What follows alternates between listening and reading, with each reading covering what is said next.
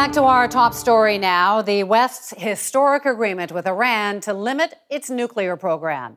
In exchange, international sanctions against Iran will be eased, and billions of dollars in frozen Iranian assets will be released. A major breakthrough, to be sure, but the deal is not without its critics. To say this has been a long time coming is an understatement.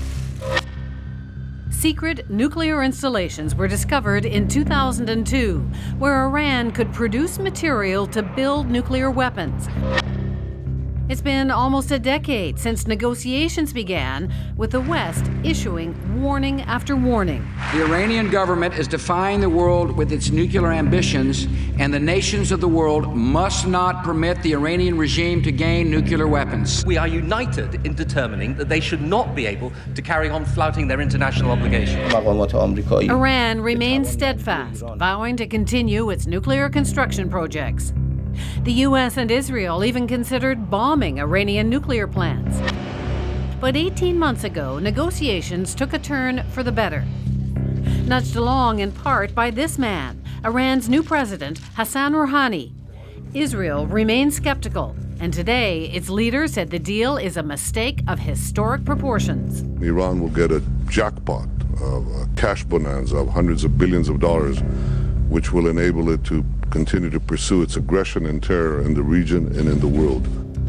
But the U.S. president disagrees.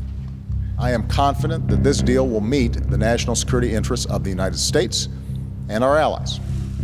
So, is it a turning point? And does it make the Mideast and the world a safer or a more dangerous place? Joining me now, our Turning Point panel. In studio tonight, Janice Stein is the founding director of the Munk School of Global Affairs. Kamran Bokhari is an expert on Middle Eastern affairs. Saeed Khan is a history professor at Wayne State University in Detroit. And in London, are Nala Ayed, who has been covering this story extensively. Nala, we hear the word historic tossed around all the time, but this really does sound like a true moment in history. Why is it? Well, given the long history of exceptional enmity here between Iran and the West, and certainly between Iran and the U.S., and given the fact that it is a rarity that an intractable problem like this one is solved through peaceful negotiation, consistent and determined negotiation, this is historic. And you know, this is an Iran deal, but it is also more than just a deal with Iran. These were 6 world powers with different points of view on many, many issues who stood there on that stage and agreed to a document of 109 pages that is full of technical detail. It's quite amazing. And when's the last time we saw that? It's pretty historic, I would say. Janice? I agree with Nala. This is a historic deal. When it ends 35 years, a really bitter hostility. We saw that from some of the clips that you showed us. And it does avoid a potentially disastrous war. We need to think about the alternative if this deal had not happened and Iran had raced forward toward nuclear weapons. What's the most momentous thing that you see here, Saeed? Well, I see the potential for the first time now in 36 years of a balance of power in the region, particularly the Persian Gulf, where the United States and other Western powers can go ahead and wield their influence over a Cold War, which in effect has been underway for the last generation and a half between Saudi Arabia and Iran. If there is then the normalization of relations with Iran, we can have not only economic cooperation, but more importantly, a real reduction of the military tensions in the region.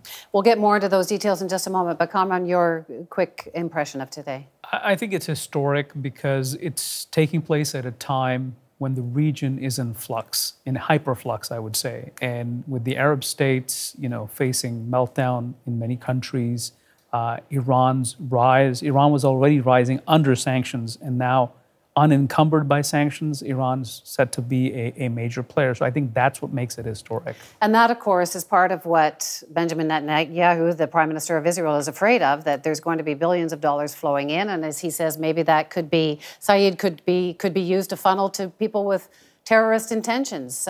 He says it's a historic mistake. What did you think of that response? I think if it's a bit of an exaggeration. We have to remember that Prime Minister Netanyahu really for the last 10 years has doubled, tripled, and quadrupled down on Iran. This has been his major campaign issue. And with Iran no longer in the equation, he has to really question his relevance both in Israel's domestic policy and political landscape, as well as that on an international stage. The fact that Iran will have $100 billion released of its own assets, and for him to think that this is going to be used anywhere else in the world other than fixing its own infrastructure needs is really folly. Janice, is it a legitimate fear that some of that money could be funneled for terrorist purposes? You know, there is a long-standing investment in the Revolutionary Guards that are deployed abroad. So it's quite possible that some of that funding will, in fact, go to movements that many in the region, not only Netanyahu, but Saudi Arabia, the United Arab Emirates, worry about. That's a reasonable proposition. And the other thing that's reasonable here, Wendy, this agreement does not necessarily mean that the broad relationship with Iran improves. That's a big leap of faith. And I think it might go the other way, in fact. So some of these tensions that are in the region are going to continue. They're not going to stop. The other huge tensions, obviously, Kamran, is Canada is involved in military operations in Syria and Iraq against ISIS. How does now America being more friendly or on better terms with Iran, how does it change any of those scenarios? I think that there are two dynamics taking place in the region. One is what I call geosectarianism, the struggle that Saeed talked about between Saudi Arabia and Iran. I think that's going to exacerbate because the Saudis are going to react to this. They're already worried that from their point of view, Iran is breathing fire down their neck.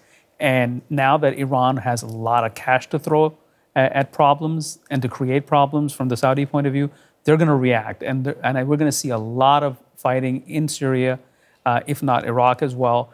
And I think that that's going to be a key thing to watch. The other thing is that how jihadists like Daesh, IS, will exploit this. Clearly, they're going to look at this and say, see, we told you this is the Americans and the Shiites tag teaming against the true Muslims who are Sunnis. And so they're going to really pump that narrative, and it's going to further inflame tensions in the region. Nala, did you want to get in there? Sure.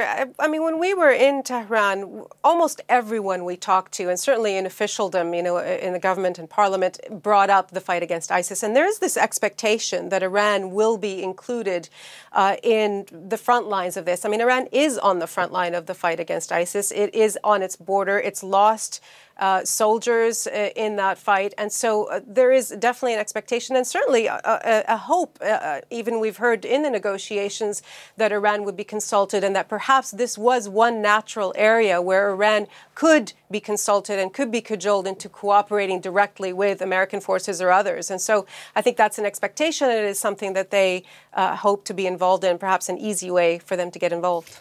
Which way do you see this going, Saeed?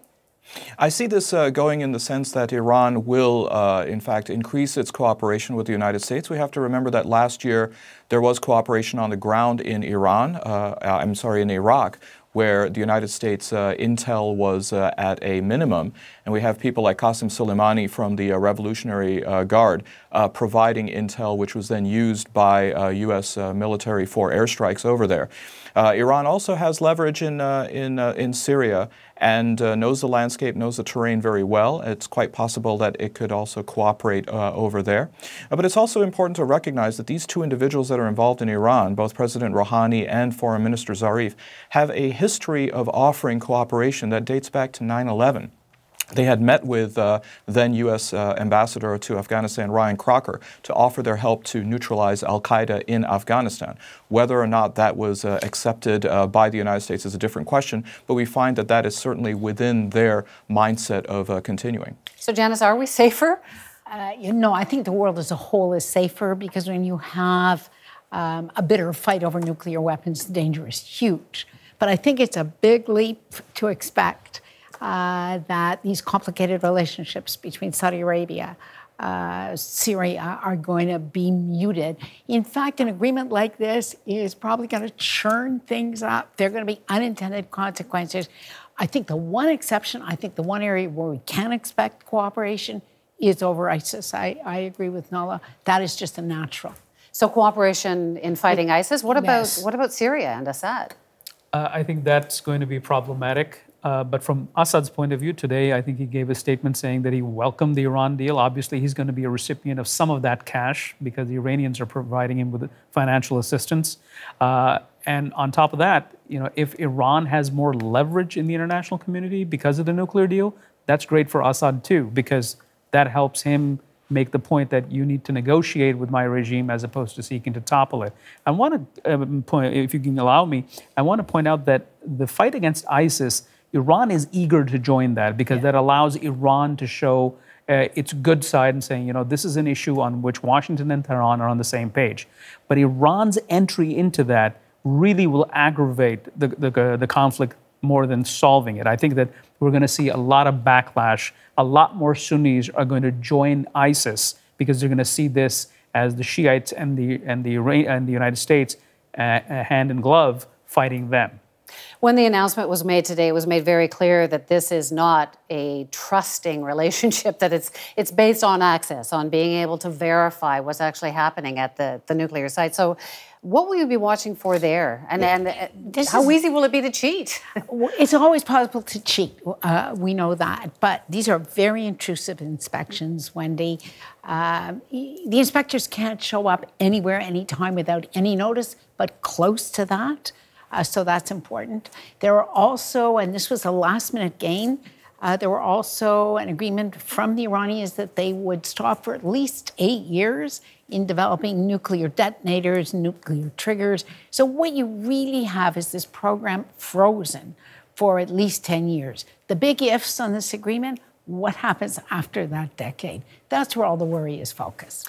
We're going to take a very short break and we'll talk about what to watch for down the road. And also, we'll talk about Canada. The Canadian government has been quite a fierce critic of Iran, even closed its embassy in Tehran. So will this deal change anything for Canada?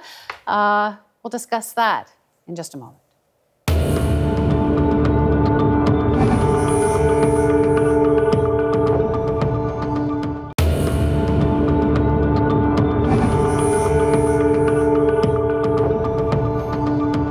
We're back with our Turning Point panel on the deal in Iran. Janice and Kamran are here in Toronto, Saeed in Detroit, and Nala in London. So just want to talk, today we heard from the Canadian government, actually not a lot. There was just a statement put out by the Foreign Affairs Minister saying basically that or the Parliamentary Secretary saying we will be watching for actions, not just words aren't enough. So not the condemnation that we saw from Israel, but not an outright endorsement, quite skeptical, actually. So, Nala, the Canadian government closed the embassy in Tehran years ago, has sanctions against Iran. Will there be change now?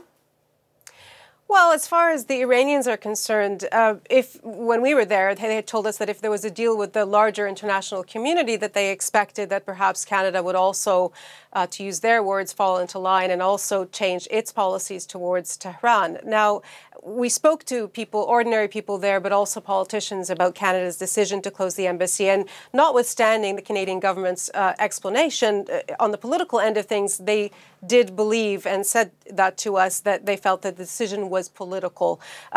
And that it was done at the behest or perhaps because of the interests of a third country, which they didn't name, but intimated that this would be in the interest of Israel. Regardless, though, and despite some angry reactions from some of these politicians, they all said that they are open to a renewed relationship with Canada, but that it had to be Ottawa's move. So lots of change we saw, Saeed, today around the world. Should there be change in Canada's position? Well, I think there already is change, Wendy. The fact that the Harper government didn't come out with a statement that echoed or parroted that coming from Prime Minister Netanyahu is certainly a change in recent political structures. I think that Prime Minister Harper is quite well aware of the upcoming elections and appearing to be outside the mainstream of Western Europe and how there is such a sense of optimism, guarded, albeit, about this deal. But there's also a corporate interest here people recognize that Iran, if the sanctions are lifted, is going to have a severe deficit when it comes to its infrastructure. One sector, for example, is aviation. Most experts say that there's about a 900 commercial aircraft deficiency for Iran. Bombardier is certainly going to be very interested in bidding for some of those contracts. What will you be watching for in Canada, Conrad?